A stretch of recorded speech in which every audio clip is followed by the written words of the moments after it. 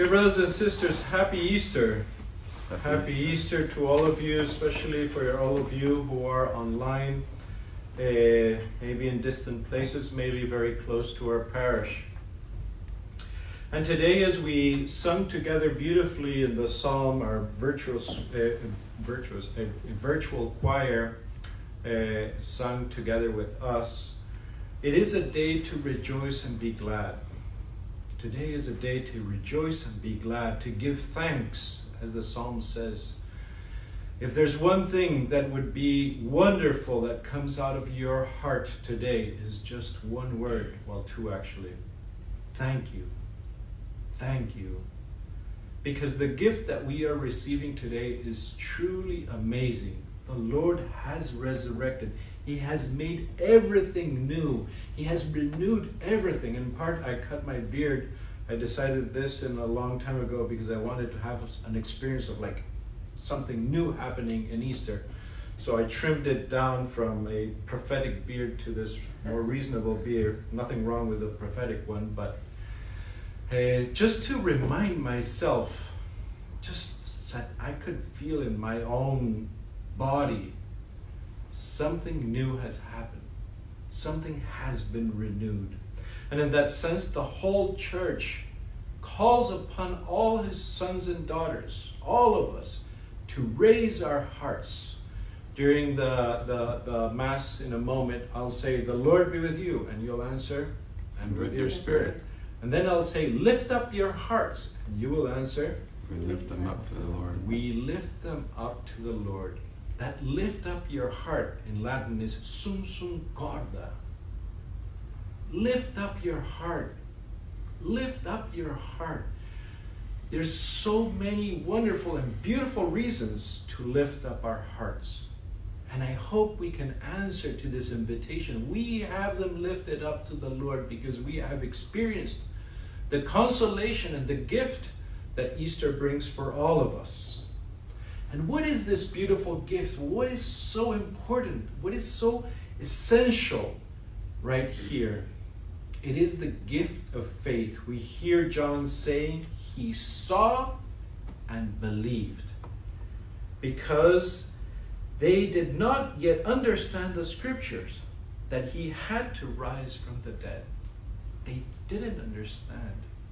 It took them a long while. 3 years being with Jesus. It took them a while for them to be able to conceive in their hearts the gift of faith. I say this carefully. For them to conceive in their hearts, there's a part that we have to do. But above all, it's the gift of faith. How long has it taken you to believe in God? How long has that been? Think about it. When was the first moment? How was that process? Who was involved in that? That you today might believe in the resurrection of the dead. Something that does not make that much sense, actually. When you see someone die, it does not appear that he's going to be resurrecting soon.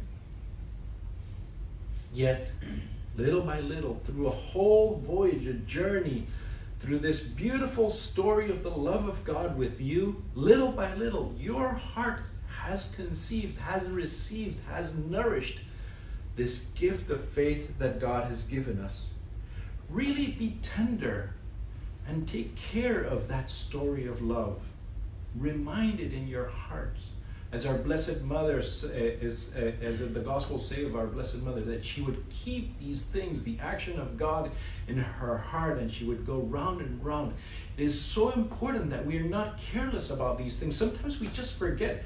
How did I become Christian? I don't know. I was born Christian. I don't know. And I guarantee you that there's much more than that you were just born and suddenly you were Christian.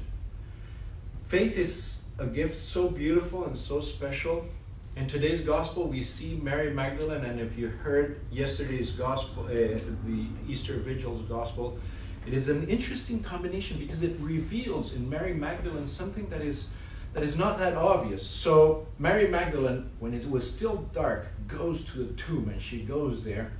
And when she arrives, there's this angel, and the boulder, the rock is moved, And the angel tells her, do not be afraid. You're looking for Jesus Christ, the crucified. Well, he has resurrected. Go and tell them, go to Galilee, etc., etc. It tells her about this. Yet when she arrives to speak to Peter and to John, what does the gospel say today? What did she say from what she had heard? They have taken the Lord from the tomb, and we don't know where they have put him. Did you hear anywhere, like, Jesus resurrected, this is the best thing ever? Nope. It is only after this that Jesus meets them in the way again, and there she starts to believe. Maybe she started to believe much before, but here's where it finally is put together. The same thing happens with Peter and John. It's not easy for them. Mary Magdalene comes, and probably she told them about the angel and all of that, and they still don't believe. And they were with Jesus, and Jesus told them. And next week we'll have Thomas, that everybody told Thomas, and he said, over my dead body, I don't believe in him. Even if I put my finger into his wounds, I won't believe in him. No, I will believe in him, only if there. And the next week we'll have the 2 disciples from Emmaus that received all these witnesses. The women, Peter, John, Thomas, all of them. And they did not believe as well. And Jesus had to come to them, and they finally believed. So all these stories, dear brothers and sisters, and if we look at the stories of the saints, if we look at our own story, it is not that suddenly faith, boom, and I'm a believer. Some people have a special gift, and they do have that. But the majority of us, we struggle during that journey. So be kind to yourself when you have doubts in your heart. Jesus is kind to Peter, yet stern at the same time, to Thomas, yet stern at the same time. He says to him, do not be unbelieving, but believe. There is a part that we have to conceive faith in our heart. We have to do our part. But at the same time, Jesus is infinitely kind. He is infinitely kind with those who are struggling in their faith. If you, during this whole corona crisis, you have moments that you doubt, you have moments of temptation, you have moments even of sin, of difficulty, be kind to yourself. The Lord is merciful, yet at the same time, he is stern and saying, do not be unbelieving, but believe. There's plenty of reason for you to believe. And that is the way God is. And if you look at the story of your journey of faith, if you look at my story of the journey of my faith, it was full of love. Full of love. That is the way how God is. He gives us more than we need. He gives us and gives us and gives us and gives us, that we might finally break the enigma. I don't know if you've watched the movie Enigma. It's been quite a while ago. Sorry for all of you who are here. I already said yesterday in the homily, but whatever. You guys probably didn't hear it, so I'll just repeat it. I think it's an interesting story. So in the Second World War, one of the big things that happened for there to be like a change for the Allies to overcome the Nazis was the breaking of the code of this machine called Enigma. And this was really important for them. I think there's something similar in our lives. There's like a moment that a Christian kind of like has like a click, and suddenly we understand. Oh, now I get it. Like John said today, I saw and I believed because I hadn't understood before. And this code, dear brothers and sisters, that somehow through the gift of faith we have to decode is the mystery of suffering and evil. Why do good people have to suffer? A mystery that we can feel so intensely today. A mystery that is around us in so many ways today. Why do good people have to suffer? And the answer to that question, that it's not easy to understand, even though I'm going to say the words, and the disciples before heard the words, I am going to resurrect from the dead after the third day, like exactly the thing. And like, no, I don't understand. The answer to that is Jesus. Jesus is the righteous, the just, the good person. And we see how much he suffers. We see how he has taken suffering.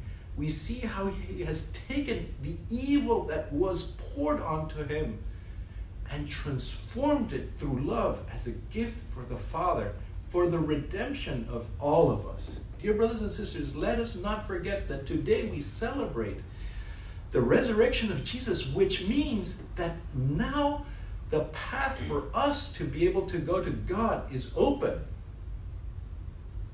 This path was open through the breaking of this code of the meaning of suffering, the meaning of evil. How can this become something that is good? As St. Paul says in Romans 8:28, we know that all things, that is good and bad. When you've got blessings, that's easy to understand. But when they're not blessings, when they're curses that fall onto you, Paul says, we know that all things God works for the good of all those who love him. All things work for the good. The bad and the good work for the good. We would think the good work for the good, the bad, nah. St. Paul is saying, no. We've decoded this. Even the bad works for the good, not for everybody, for those who love God. How important, dear brothers and sisters, it is to love God, to have God as the first thing of our life.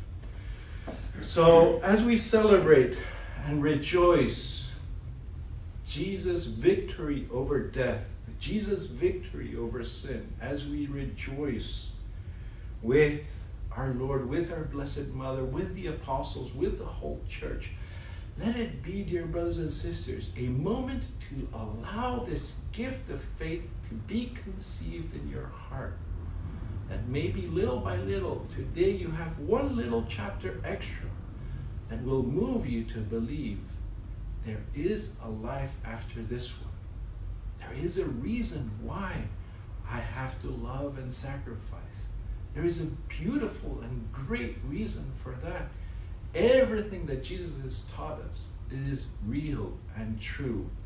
Let us therefore, even though we don't understand fully as the apostles, as the disciples, even though sometimes it's difficult to understand, let us follow always the Lord, because his path is guaranteed for all who love the Lord to take you to good, even if you have to go through a lot of pain.